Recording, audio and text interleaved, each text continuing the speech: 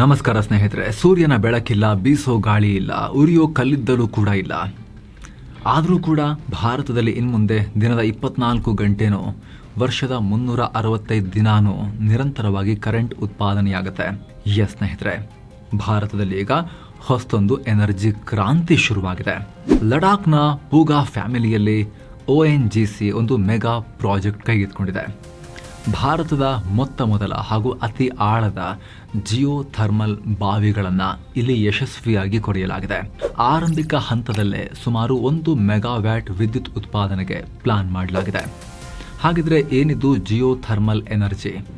ಭೂಮಿ ಆಳದಲ್ಲಿರೋ ನೈಸರ್ಗಿಕ ಬಿಸಿಯನ್ನು ಬಳಸಿ ಕರೆಂಟ್ ಉತ್ಪಾದನೆ ಮಾಡೋದು ಹೇಗೆ? ಅಷ್ಟಕ್ಕೂ ಭೂಮಿ ಆಳದಲ್ಲಿ ಇಷ್ಟು ಬಿಸಿ ಎಲ್ಲಿಂದ ಬರುತ್ತೆ? ಜಗತ್ತಿನ ಯಾವ್ಯಾವ ರಾಷ್ಟ್ರಗಳು ಭೂಮಿ ಆಳದಲ್ಲಿರೋ ಈ ಎನರ್ಜಿಯನ್ನು ತೋಡೋದ್ರಲ್ಲಿ ಯಶಸ್ವಿಯಾಗಿವೆ?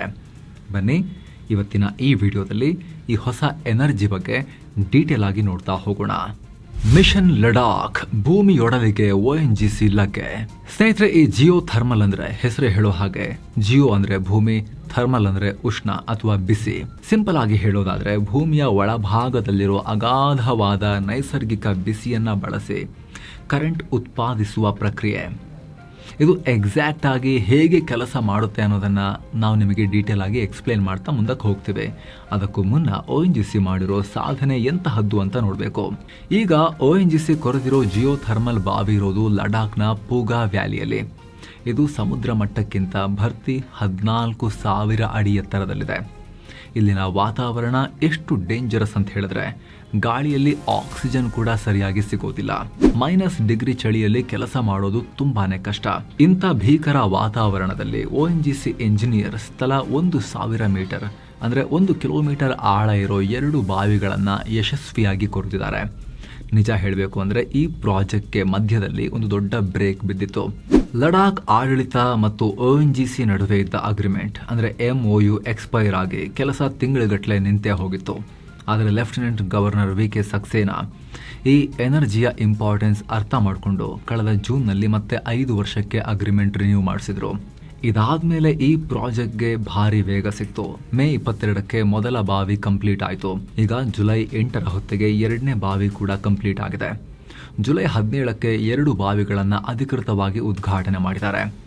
ಇಲ್ಲಿ ಕೇವಲ 400 ಮೀಟರ್ ಆಳದಲ್ಲೇ ಬರೋಬ್ಬರಿ 135 ಡಿಗ್ರಿ ಸೆಲ್ಸಿಯಸ್ ಉಷ್ಣಾಂಶ ಪತ್ತೆಯಾಗಿದೆ.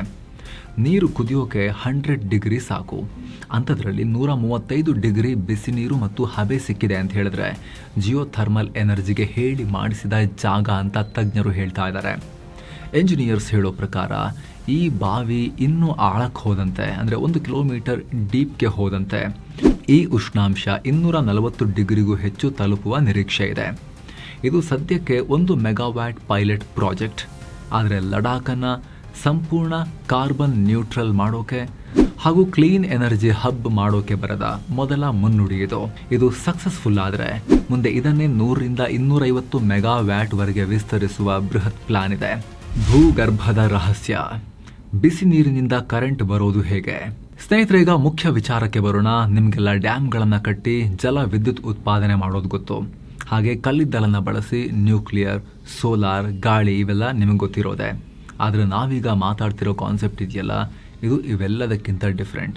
ಇಲ್ಲಿ ಜಸ್ಟ್ ಭೂಮಿಯಲ್ಲಿರೋ ಬಿಸಿಯನ್ನು ಬಳಸಿ ವಿದ್ಯುತ್ ತಯಾರಿಸ್ತಾರೆ. ಹಾಗಿದ್ರೆ ಇದು ಹೇಗೆ ಸಾಧ್ಯ? ಇದು ಗೊತ್ತಾಗಬೇಕು ಅಂದರೆ ಭೂಮಿಯಲ್ಲಿ ಅಡಗಿರೋ ಭಾರಿ ಪ್ರಮಾಣದ ಶಾಖದ ಪವರ್ನ ತಿಳ್ಕೋಬೇಕು. ನಿಮಗೆಲ್ಲ ಗೊತ್ತಿರೋ ಹಾಗೆ ಭೂಮಿ ಮೇಲ್ಗಡೆ ನಾರ್ಮಲ್ ಆಗಿ ಮನುಷ್ಯರು ಬದುಕೋಕೆ ಯೋಗ್ಯವಾಗಿ ತಂಪಾಗಿ ಹದವಾಗಿದೆ. ಆದರೆ ಅದರ ಆಳಕ್ಕೆ ಕೇಂದ್ರ ಭಾಗಕ್ಕೆ ಹೋದಂತೆ ಸೂರ್ಯನ ಮೇಲ್ಮೈನಷ್ಟೇ ಸುಟ್ಟು ಬಿಡುತ್ತೆ. ಟೆಂಪರೇಚರ್ ಬರೋಬ್ಬರಿ 5,200ರಿಂದ 6,000 ಡಿಗ್ರಿ ಸೆಲ್ಸಿಯಸ್ ತಲುಪುತ್ತೆ. ನೀರು ಕುದಿಯೋಕೆ ಬೇಕಾಗಿರೋದು 100 ಡಿಗ್ರಿ ಅಲ್ವಾ ಸೆಲ್ಸಿಯಸ್. ಆದರೆ ಇಲ್ಲಿ 5,200ರಿಂದ 6,000 ಡಿಗ್ರಿ ಸೆಲ್ಸಿಯಸ್. 4.5 ಬಿಲಿಯನ್ ವರ್ಷಗಳ ಹಿಂದೆ ನಮ್ಮ ಭೂಮಿ ಸೃಷ್ಟಿಯಾದಾಗ ಉಂಟಾದ ಭಾರೀ ಪ್ರಮಾಣದ ಬಿಸಿ ಇವತ್ತಿಗೂ ಭೂಮಿಯ ಕೇಂದ್ರ ಭಾಗದಲ್ಲಿರೋ ತೀವ್ರ ಒತ್ತಡದ ಕಾರಣದಿಂದ ಅಲ್ಲೇ ಲಾಕ್ ಆಗಿ ಉಳ್ಕೊಂಡಿದೆ. ಇದರ ಜೊತೆಗೆ ರೇಡಿಯೋ ಆಕ್ಟಿವ್ ಡಿಕೆ ಕೂಡ ಈ ಬಿಸಿ ಹೆಚ್ಚಾಗೋದಕ್ಕೆ ಮತ್ತೊಂದು ಕಾರಣ. ಅಂದರೆ ಯುರೇನಿಯಂ, ಥೋರಿಯಂ, ಪೊಟ್ಯಾಷಿಯಂ ವಿಭಜನೆ ಆಗುವಾಗ ಉಂಟಾಗೋ ಹೀಟ್ ಈ ಮ್ಯಾಗ್ಮಾ ಭೂಮಿ ಒಳಗಿರುವ ಅಂತರ್ಜಲವನ್ನು ವಿಪರೀತವಾಗಿ ಕಾಯಿಸುತ್ತೆ. ಆ ಕಾದ ನೀರು ಕುದ್ದು ಹಬೆಯಾಗಿ ಹೊರಬರಲು ದಾರಿ ಹುಡುಕ್ತಾ ಇರುತ್ತೆ. ಪೂಗಾ ವ್ಯಾಲಿಯಲ್ಲಿ ಸಿಕ್ಕಿದ್ದು ಎಕ್ಸಾಕ್ಟ್ ಆಗಿ ಇದೇ ಬಿಸಿ ನೀರಿನ ಬುಗ್ಗೆ. ಇಲ್ಲಿ ಮೊದಲಿಗೆ ಬಿಸಿ ನೀರಿನ ಮೂಲವನ್ನು ಪತ್ತೆ ಹಚ್ಚಿ ಕೊಳವೆಗಳ ಮೂಲಕ ವಿಪರೀತ ಒತ್ತಡದಲ್ಲಿ ಬಿಸಿ ನೀರು ಮತ್ತು ಹಬೆಯನ್ನು ಮೇಲಕ್ಕೆತ್ಕೊಂಡ್ಬರ್ತಾರೆ. ನಂತರ ಈ ಹಬೆ ಮತ್ತು ನೀರನ್ನು ಫ್ಲ್ಯಾಶ್ ಟ್ಯಾಂಕ್ ಕಳಿಸಿ ಇವೆರಡನ್ನ ಸಪರೇಟ್ ಮಾಡ್ತಾರೆ. ಹೀಗೆ ಪ್ರತ್ಯೇಕಗೊಂಡ ಹೈ ಪ್ರೆಷರ್ ಹಬೆನ ಅತ್ಯಂತ ವೇಗವಾಗಿ ಬೃಹತ್ ಟರ್ಬೈನ್ಗಳ ಮೂಲಕ ಹಾಯಿಸ್ತಾರೆ. ಆಗ ಟರ್ಬೈನ್ ಗಿರಗಿರನೆ ತಿರುಗೋಕೆ ಶುರುವಾಗುತ್ತೆ. ಸೇಮ್ ನಮ್ಮ ನ್ಯೂಕ್ಲಿಯರ್ ಪವರ್ ಪ್ಲ್ಯಾಂಟ್ ಮತ್ತು ಕಲ್ಲಿದ್ದಲಿನ ವಿದ್ಯುತ್ ಘಟಕದಲ್ಲಿ ಶಾಖದಿಂದ ನೀರಿನ ಹಬೆ ಜನರೇಟ್ ಮಾಡಿ ಟರ್ಬೈನ್ ತಿರುಗಿಸ್ತಾರಲ್ಲ, ಅದೇ ರೀತಿ ಇಲ್ಲಿ ಟರ್ಬೈನ್ಗೆ ಕನೆಕ್ಟ್ ಆಗಿರೋ ಜನರೇಟರ್ ತಿರುಗಿದಾಗ ಮೆಕ್ಯಾನಿಕಲ್ ಎನರ್ಜಿ ವಿದ್ಯುತ್ ಆಗಿ ಕನ್ವರ್ಟ್ ಆಗುತ್ತೆ. ಆ ಕರೆಂಟ್ ನೇರವಾಗಿ ಪವರ್ ಗ್ರಿಡ್ಗೆ ಹೋಗುತ್ತೆ. ಇನ್ನು ಇಲ್ಲಿ ಟರ್ಬೈನ್ ತಿರುಗಿದ ನಂತರ ಹಬೆನ ಕಂಡೆನ್ಸರ್ ಮೂಲಕ ಕೂಲ್ ಮಾಡಿ ಮತ್ತೆ ನೀರಾಗಿ ಕನ್ವರ್ಟ್ ಮಾಡ್ತಾರೆ. ಈ ನೀರನ್ನು ಮತ್ತೆ ಅಲ್ಲೇ ಪಕ್ಕದಲ್ಲಿ ಇಂಜೆಕ್ಷನ್ ವೆಲ್ ಅನ್ನು ಮತ್ತೊಂದು ಬಾವಿಯನ್ನು ತೋಡಿ ವಾಪಸ್ ಭೂಮಿಯ ಒಳಗಡೆ ಬಿಡ್ತಾರೆ. ಇದರಿಂದ ಭೂಮಿಯ ಒಳಗಡೆ ನೀರಿನ ಮಟ್ಟ ಕಮ್ಮಿ ಆಗೋದಿಲ್ಲ. ಇದು ಸಂಪೂರ್ಣ ಸಸ್ಟೈನಬಲ್. ಪರಿಸರಕ್ಕೆ ಇದರಿಂದ ಯಾವುದೇ ಹಾನಿನೂ ಇಲ್ಲ. ಹಾಗೆ ಝೀರೋ ಎಮಿಷನಲ್ಲಿ ವಿದ್ಯುತ್ ಉತ್ಪಾದನೆಯಾಗುತ್ತೆ. ಇಷ್ಟು ಮಾತ್ರ ಅಲ್ಲ ಸ್ನೇಹಿತರೆ, ಇನ್ನೂ ಉಪಯೋಗ ಇದೆ. ಅದು ನೋಡೋಕ್ಕಿಂತ ಮುಂಚೆ ಸ್ನೇಹಿತರೆ, ನಿಮ್ಮಲ್ಲೊಂದು ಸಣ್ಣ ಮನವಿ. ಮಸ್ತ್ ಮಗ ಚಾನಲ್ನ ಈ ಕಾಂಪ್ಲೆಕ್ಸ್ ಐಡಿಯಾಸನ್ನು ನಿಮಗೆ ಸಿಂಪಲ್ ಲ್ಯಾಂಗ್ವೇಜ್ನಲ್ಲಿ ಎಕ್ಸ್ಪ್ಲೇನ್ ಮಾಡೋ ಈ ಪ್ರಯತ್ನ, ನಮ್ಮ ಎಫರ್ಟ್ ನಿಮಗೆ ಇಷ್ಟ ಆಗ್ತಾ ಇದ್ದರೆ ವಿಡಿಯೋ ಕೆಳಗಿರೋ ಜಾಯಿನ್ ಬಟನ್ ಮೂಲಕ ನೀವು ನಮ್ಮ ಚಾನಲ್ಗೆ ಮೆಂಬರ್ಸ್ ಆಗಿ ಜಾಯಿನ್ ಆಗ್ಬೋದು. ಇದರಿಂದ ನಿಮಗೆ ಎಲ್ಲ ಮೆಂಬರ್ ಓನ್ಲಿ ವಿಡಿಯೋಸ್ ನೋಡೋಕ್ಕಾಗುತ್ತೆ. ಹಲವಾರು ವಿಡಿಯೋಗಳು ನಿಮಗೆ ಮೊದಲೇ ಅರ್ಲಿ ಆಕ್ಸೆಸ್ ಕೂಡ ಸಿಗುತ್ತೆ. ಹಾಗೆ ನಮ್ಮ ಚಾನಲ್ಗೆ ನೀವು ದೊಡ್ಡ ಬೆಂಬಲ ಕೊಟ್ಟ ಹಾಗೂ ಕೂಡ ಆಗುತ್ತೆ. ಆಸಕ್ತರು ಮಿಸ್ ಇಲ್ಲದೆ ಜಾಯಿನ್ ಬಟನ್ ಚೆಕ್ ಮಾಡಿ ಸ್ನೇಹಿತರೆ. ಬನ್ನೀಗ ವರದಿಯಲ್ಲಿ ಕಂಟಿನ್ಯೂ ಮಾಡೋಣ. ಲೆಕ್ಕಕ್ಕಿಲ್ಲ ಸೂರ್ಯ ಗಾಳಿ, ಇದು 24/7 ನಾನ್ ಸ್ಟಾಪ್ ಎನರ್ಜಿ. ಸ್ನೇಹಿತರೆ, ನಿಮಗೆ ಇಲ್ಲಿ ಒಂದು ಯೋಚನೆ ಬಂದಿರಬಹುದು. ನಮ್ಮ ದೇಶದಲ್ಲಿ ಈಗ ಆಲ್ರೆಡಿ ಬೇಕಾದಷ್ಟು ಸೋಲಾರ್ ಪ್ಯಾನಲ್ಗಳಿವೆ, ವಿಂಡ್ ಮಿಲ್ಗಳಿವೆ. Already 150 gigawatt solar power, 56 gigawatt wind power ಉತ್ಪಾದನೆ ಆಗ್ತಾ ಇದೆ. ಬೇಕಾದರೆ ಇವುಗಳನ್ನು ಇನ್ನಷ್ಟು ಹೆಚ್ಚಿಸ್ಬೋದು. ಹೀಗಿರಬೇಕಾದ್ರೆ ಈ ಜಿಯೋ ಥರ್ಮಲ್ ಬಾವಿಗಳನ್ನು ಯಾಕೆ ತೋಡಬೇಕು, ಭೂಮಿ ಒಳಗೆ ಯಾಕೆ ಕೈ ಹಾಕಬೇಕು ಅಂತ ಪ್ರಶ್ನೆ ನೀವು ಕೇಳಿದ್ರೆ, ಇದಕ್ಕೆ ಕಾರಣ ಸೋಲಾರ್ ಮತ್ತು ವಿಂಡ್ ಎನರ್ಜಿ ಹವಾಮಾನದ ಮೇಲೆ ಡಿಪೆಂಡ್ ಆಗಿವೆ. ರಾತ್ರಿ ಯಾವುದೇ ಕರೆಂಟ್ ಉತ್ಪಾದನೆ ಮಾಡಲ್ಲ, ಮೋಡ ಕವಿದಾಗ ಅಷ್ಟು ಎಫೆಕ್ಟಿವ್ ಇರಲ್ಲ. ಹಾಗೆ ಗಾಳಿ ವೇಗ ಕಮ್ಮಿ ಆದಾಗ ವಿಂಡ್ ಮಿಲ್ ತಿರುಗಲ್ಲ. ಆದರೆ ಜಿಯೋ ಥರ್ಮಲ್ ಎನರ್ಜಿಯ ಪ್ಲಸ್ ಪಾಯಿಂಟ್ ಏನು ಅಂದರೆ, ಇದು ಭೂಮಿ ಒಳಗಡೆ ಇರೋ ನ್ಯೂಕ್ಲಿಯರ್ ರಿಯಾಕ್ಟರ್ ತರ. ಹೊರಗಡೆ -ಡಿಗ್ರಿ ಚಳಿ ಇರಲಿ, ಬಿರುಗಾಳಿ ಬರಲಿ, ಮಳೆ ಇರಲಿ ಅಥವಾ ಮಧ್ಯರಾತ್ರಿನೇ ಆಗಿರಲಿ, ಭೂಮಿಯ ಒಳಗಿನ ಶಾಖ ಯಾವತ್ತೂ ಚೇಂಜ್ ಆಗಲ್ಲ. ಕಾನ್ಸ್ಟೆಂಟ್ ಆಗಿ ಕುದಿತಾ ಇರುತ್ತೆ. ಬೇಸ್ ಲೋಡ್ ಪವರ್ ಹಾಗೆ ಸಿಗುತ್ತೆ. ಅಂದರೆ ಒಂದು ದೇಶಕ್ಕೆ ಹಗಲು ರಾತ್ರಿ ಎನ್ನದೆ ನಿರಂತರವಾಗಿ ಬೇಕಾಗಿರೋ ಮಿನಿಮಮ್ ವಿದ್ಯುತ್, hospital, railway system, airports, data ಸೆಂಟರ್ಗಳು 24/7 ಕೆಲಸ ಮಾಡಲೇಬೇಕಲ್ವಾ. ಸೂರ್ಯ ಮುಳುಗಿದ ಅಂತ ಹೇಳಿ ಅವುಗಳನ್ನು ಆಫ್ ಮಾಡೋಕ್ಕಾಗಲ್ವಲ್ಲ. ಹಾಗೆ ವಿದ್ಯುತ್ ಉತ್ಪಾದನೆಯಲ್ಲಿ ಕೆಪಾಸಿಟಿ ಫ್ಯಾಕ್ಟರ್ ಅನ್ನೋದು ಕೂಡ ಇಂಪಾರ್ಟೆಂಟ್.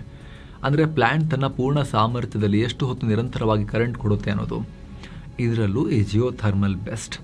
ಯಾಕಂದರೆ ಸೋಲಾರ್ನ ಕೆಪಾಸಿಟಿ ಫ್ಯಾಕ್ಟರ್ ಜಾಗತಿಕವಾಗಿ ಕೇವಲ 15-30% ಮಾತ್ರ, ವಿಂಡ್ ಎನರ್ಜಿ 25-40% ಮಾತ್ರ.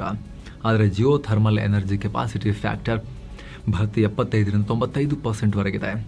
ಅಂದರೆ ದಿನದ 24 ಗಂಟೆ, ವಾರದ 7 ದಿನ, ವರ್ಷದ 365 ದಿನ ಕೂಡ ಚೂರು ವ್ಯತ್ಯಯ ಇಲ್ಲದೆ, ಅಡಚಣೆ ಇಲ್ಲದೆ ಇದು ವಿದ್ಯುತ್ ಪೂರೈಕೆ ಮಾಡ್ತಾನೆ ಇರುತ್ತೆ. ಇದೇ ಕಾರಣಕ್ಕೆ ಜಿಯೋ ಥರ್ಮಲನ್ನು ಫರ್ಮ್ ರಿನ್ಯೂವೇಬಲ್ ಎನರ್ಜಿ ಅಂತ ಕರೀತಾರೆ. ಗ್ಲೋಬಲ್ ರೇಸ್ ಎನರ್ಜಿ ವಾರ್ನಲ್ಲಿ ಭಾರತದ ಹೊಸ ಪವರ್ ಪ್ಲೇ.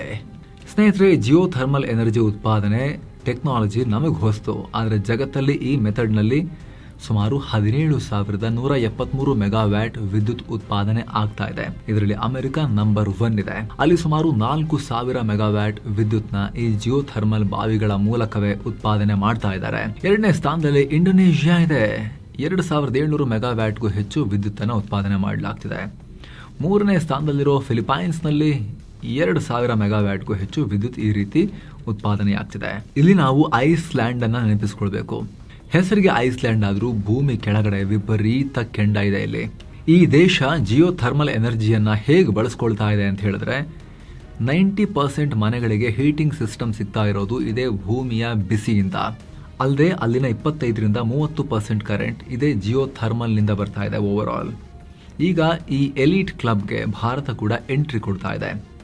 ಭಾರತೀಯ ಭೂವೈಜ್ಞಾನಿಕ ಸಮೀಕ್ಷೆ ಪ್ರಕಾರ GSI ರಿಪೋರ್ಟ್ ಪ್ರಕಾರ ನಮ್ಮ ದೇಶದಲ್ಲಿ ಸುಮಾರು 350ರಿಂದ 400 ಬಿಸಿ ನೀರಿನ ಬುಗ್ಗೆಗಳನ್ನು ಪತ್ತೆ ಹಚ್ಚಲಾಗಿದೆ.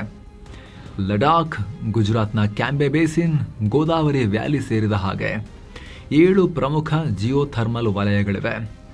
ಒಟ್ಟಾರೆ ಭಾರತದಲ್ಲಿ 10,600 ಮೆಗಾವ್ಯಾಟ್ನಷ್ಟು ಜಿಯೋಥರ್ಮಲ್ ಕರೆಂಟ್ ಉತ್ಪಾದಿಸೋ ಪೊಟೆನ್ಷಿಯಲ್ ಇದೆ. ಈಗ ಲಡಾಖ್ನ ಪೂಗಾ ವ್ಯಾಲಿಯಲ್ಲಿ ಶುರುವಾಗಿರೋದು ಜಸ್ಟ್ ಒಂದು ಬಿಗಿನಿಂಗ್ ಅಷ್ಟೇ. ಸೊ ಸ್ನೇಹಿತರೆ, ಕಲ್ಲಿದ್ದಲು, ಪೆಟ್ರೋಲಿಯಂನಂಥ ಪಳೆಯುಳಿಕೆ ಇಂಧನಗಳು, ವೇಗವಾಗಿ ಮುಗಿದು ಹೋಗುವಂಥ ಇಂಧನಗಳು, ಹಾಗೆ ಮಾಲಿನ್ಯಕಾರಕವು. ಸೊ ಇಂತಹ ಕ್ಲೀನ್ ಎನರ್ಜಿ ತುಂಬ ಇಂಪಾರ್ಟೆಂಟ್. ಈ ದಾರಿಯಲ್ಲಿ ಭಾರತ ಇನ್ನೊಂದು ಆಪ್ಷನನ್ನು ಈಗ ಗಟ್ಟಿಯಾಗಿ ಹಿಡ್ಕೊಳ್ಳೋಕೆ ಹೊರಟಿದೆ. ನಿಮ್ಗೆ ಅನಿಸ್ಬೋದು, ಏನಿದು ಇಷ್ಟೊಂದು ಇವರು ತಿಂಗಳಿಗೊಂದೊಂದು ಹೊಸ ಹೊಸ ಎನರ್ಜಿ ಸೋರ್ಸನ್ನು ಹುಡುಕ್ತಾ ಇದ್ದಾರಲ್ಲ ನಮ್ಮ ದೇಶದಲ್ಲಿ ಅಂತ ನಿಮಗೆ ಆಶ್ಚರ್ಯ ಆಗ್ಬೋದು. ಬೇಕು, ಅವಶ್ಯಕತೆ ಇದೆ. ಯಾವುದೋ ಒಂದನ್ನೇ ಹಿಡ್ಕೊಂಡು ಸಾಕು ಅಂತ ಕೂರಕ್ಕಾಗೋದಿಲ್ಲ. ದೊಡ್ಡ ದೇಶ, ದೊಡ್ಡ ಪ್ರಪಂಚ, multiple options at a time run ಆಗೋ ಸಿಸ್ಟಮ್ ಇದ್ರೇ ಒಳ್ಳೆಯದು. ಹಾಗಾಗಿನೇ ಹೊಸತೊಂದು ಆ್ಯಡ್ ಆಗ್ತಾ ಇದೆ ಅಷ್ಟೇ. ಈಗ ಈ ಬಗ್ಗೆ ನಿಮ್ಮ ಒಪಿನಿಯನ್ ಏನು, ಮಿಸ್ ಇಲ್ಲದೆ ಕಾಮೆಂಟ್ ಮಾಡಿ ತಿಳಿಸಿ. ಹಾಗೆ ಸ್ನೇಹಿತರೆ, ಕಡೆದಾಗಿ ಮತ್ತೊಮ್ಮೆ ಮನವಿ, ವಿಡಿಯೋ ಕೆಳಗಿರೋ ಜಾಯಿನ್ ಬಟನ್ ಮೂಲಕ ನೀವು ನಮ್ಮ ಚಾನಲ್ಗೆ ಮೆಂಬರ್ಸ್ ಆಗಿ ಜಾಯಿನ್ ಆಗ್ಬೋದು. ಎಲ್ಲ ಮೆಂಬರ್ ಓನ್ಲಿ ವೀಡಿಯೋಸನ್ನು ಆವಾಗ ನೋಡೋಕೆ ಶುರು ಮಾಡ್ಬೋದು.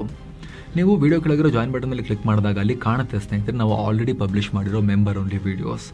ಅದನ್ನು ಸರಿ ಸ್ಕ್ರೋಲ್ ಮಾಡಿ ನೋಡಿ. ನಿಮ್ಗೆ ಅದು ಯೂಸ್ಫುಲ್ ಅಂತ ಅನ್ಸಿದ್ರೆ ಮಾತ್ರ ನೀವು ಆಮೇಲೆ ಜಾಯಿನ್ ಆಗೋದನ್ನು ಕನ್ಸಿಡರ್ ಮಾಡಿ ಅನ್ನೋ ಮನವಿ. ಮತ್ತೆ ಭೇಟಿ ಆಗ್ತಿರೋಣ. ನಮಸ್ಕಾರ ಸ್ನೇಹಿತರೆ.